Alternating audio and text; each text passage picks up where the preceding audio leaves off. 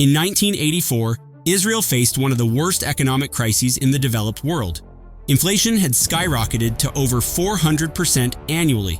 That means if you bought a loaf of bread in January, by December, it would cost 4 times more, or worse. Wages couldn't keep up, prices changed daily, pensions lost their value, and public confidence in the national currency, the Israeli shekel, had completely evaporated. The entire economy was in freefall. Supermarket shelves were empty, citizens were hoarding US dollars, and the banking system was on the verge of collapse. To many, it looked like Israel was about to become a failed state. But today, Israel has one of the most advanced economies in the world. It leads in cybersecurity, AI, biotech, and agriculture. It attracts more venture capital per capita than almost any other country. Its GDP per capita now exceeds that of France, Japan, and even the UK. So how did this tiny, resource-scarce country, smaller than New Jersey, go from near collapse to global innovation leader? It's not just a story of technology, it's a story of reform, strategy, and survival. The breakdown. What went wrong? In the 1970s and early 80s, Israel's economy was a ticking time bomb. Here's why.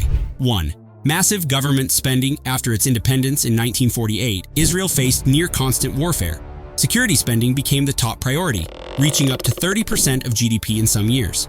But it wasn't just defense. Israel had committed itself to absorbing millions of immigrants, mostly Jews fleeing persecution from the Soviet Union, the Middle East, and North Africa.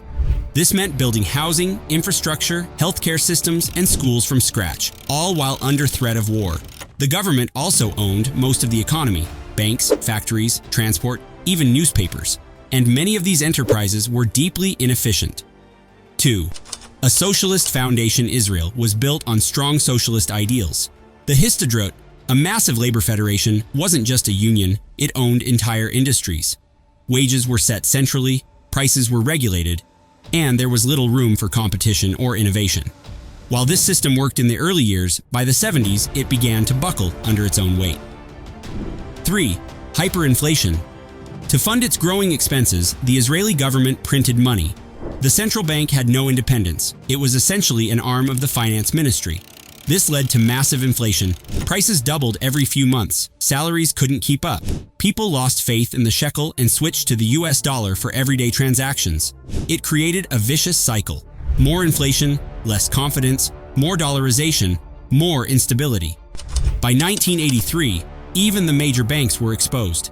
They had secretly manipulated stock prices and issued loans they couldn't cover. Eventually, the government had to nationalize the entire banking system to prevent a total collapse. The turning point, Israel's Big Reset, 1985. In 1984, a new unity government came to power, with Shimon Peres as prime minister. What came next was one of the boldest economic resets in history. The 1985 Economic Stabilization Plan. The goal: stop hyperinflation, restore fiscal credibility, and reset the economy. Here's what the plan included. 1. Massive spending cuts. Government expenditures were slashed almost overnight. This included cuts to defense, subsidies, and public sector wages. 2. Wage and price controls. For the short term, the government froze wages and prices across the economy, a temporary but critical measure to break inflationary expectations. 3. Currency reform. In 1985, the old shekel was replaced with a new currency, the new Israeli shekel, NIS. This helped reset public confidence in the monetary system. 4th, monetary discipline. The central bank stopped printing money to cover deficits. Eventually, the Bank of Israel gained full independence, a move that allowed it to focus solely on price stability. 5. Privatization begins. The government began selling off unprofitable state-owned enterprises. This was the start of Israel's transition from a state-led to a market-led economy. And guess what? It worked. Within just a few years, inflation dropped from over 400% to under 20%. Foreign investment returned, and the shekel became a stable, trusted currency once again. From recovery to reinvention, betting on brainpower.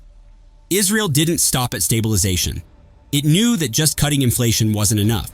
To truly prosper, especially in a region with little oil, land, or water, Israel needed a new economic engine. That engine became technology. 1. Education and military R&D. Israel had always invested heavily in education, especially STEM fields, but it also had something unique: mandatory military service in tech-heavy units like Unit 8200, the Israeli equivalent of the NSA. This military training produced thousands of highly skilled, innovation-ready engineers who would later enter the private sector and launch companies. 2. The Russian immigration wave, 90s. After the fall of the Soviet Union, over 1 million Soviet Jews emigrated to Israel. Many were highly educated scientists, mathematicians, and engineers. This was a massive talent injection, increasing Israel's population by 20% and providing the human capital to fuel a tech boom. Yozma, the genius of Israel's startup strategy.